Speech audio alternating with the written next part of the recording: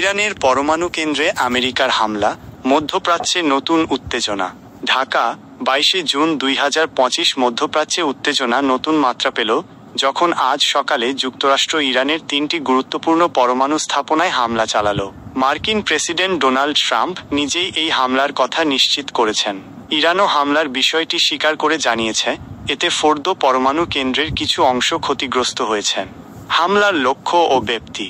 মার্কিন president Trump তার সামাজিক যোগাযোগ মাধ্যমে জানান, ইরানের ফোর্দো, নাতানজ এবং ইস্ফাহান, এই 3টি পারমাণবিক স্থাপনা লক্ষ্য করে হামলা চালানো হয়েছে।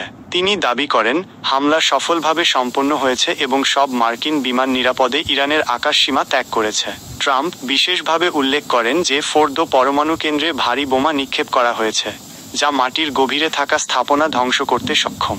ইরানের প্রতিক্রিয়া ও ক্ষয়ক্ষতি। ইরানের পক্ষ থেকে হামলার বিষয়টি নিশ্চিত করা হয়েছে।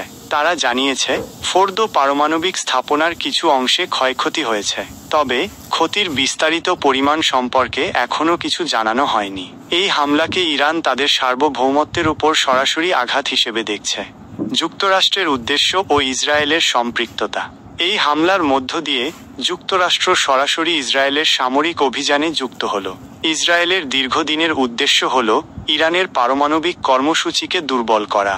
মার্কিন কর্মকর্তারা জানিয়েছেন, হামলায় B-2 বোমারু বিমান ব্যবহার করা হয়েছে, যা ভূগর্ভস্থ স্থাপনা ধ্বংস করার জন্য বিশেষভাবে তৈরি।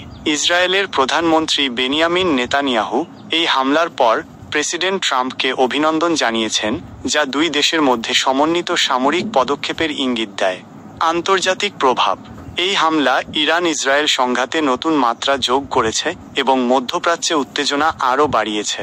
আন্তর্জাতিক বিশ্লেষকরা মনে করছেন, এই ঘটনার ফলে অঞ্চলে বড় ধরনের সংঘাতের আশঙ্কা বৃদ্ধি পেয়েছে।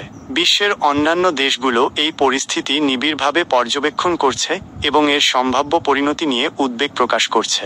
মধ্যপ্রাচ্যে এই নতুন সামরিক সংঘাতের প্রভাব সুদূর প্রসারী হতে পারে। পরিস্থিতি কোন দিকে মোড় নেয় সেটাই এখন দেখার বিষয়।